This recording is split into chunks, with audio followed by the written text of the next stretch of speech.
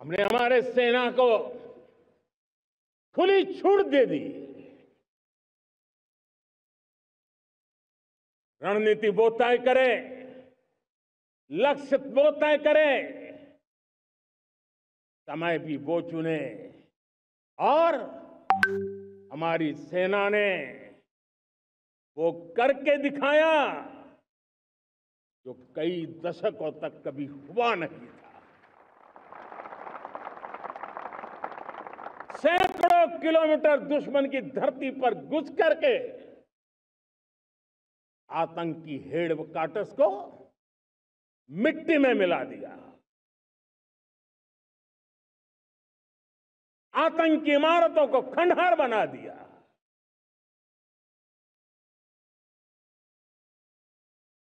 पाकिस्तान की नींद अभी भी उड़ी हुई है।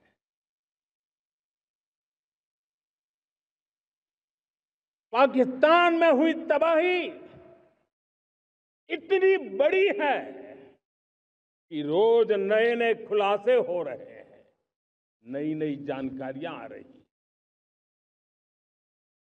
मेरे प्यारे देशवासियों,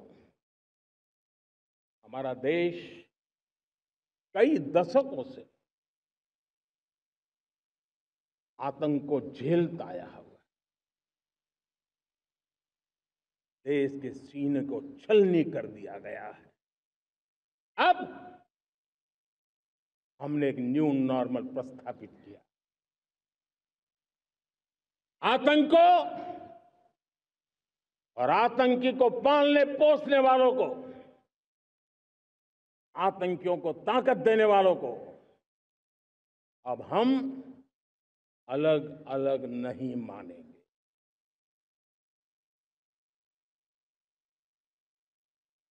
वो मानवता के समान दुश्मन है, उनके बीच कोई फर्क नहीं है। अब भारत ने तय कर लिया है कि न्यूक्लियर की धमकियों को अब हम सहने वाले नहीं हैं। न्यूक्लियर ब्लैकमेल लंबे अरसे से चलाया, अब वो ब्लैकमेल नहीं सहा जाएगा।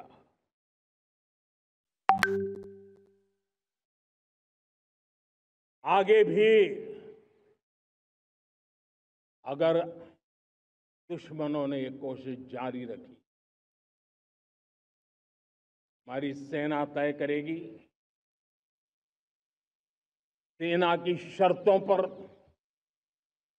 सेना जो समय निर्धारित करे उस समय पर, सेना जो तौर तरीके तय करे उस तौर तरीके से, सेना जो लक्ष्य तय करे उस लक्ष्य को अब हम अमल में ला करके रहने वाले हैं। हम मुंह तोड़ जवाब देंगे। मेरे प्यारे देशवासियों, भारत ने तय कर लिया है, खून और पानी एक साथ नहीं बहेंगे।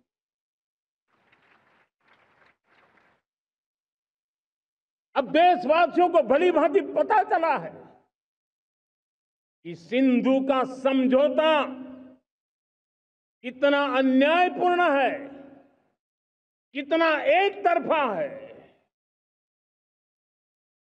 भारत से निकलती नदियों का पानी दुश्मनों के खेत को सींच रहा है और मेरे देश के किसान, मेरे देश की धरती पानी के बिना प्यासी है।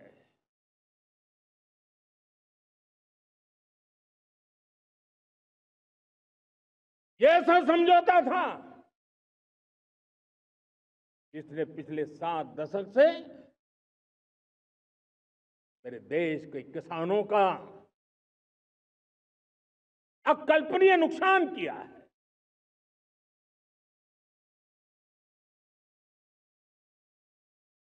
अब हिंदुस्तान के हक का जो पानी है,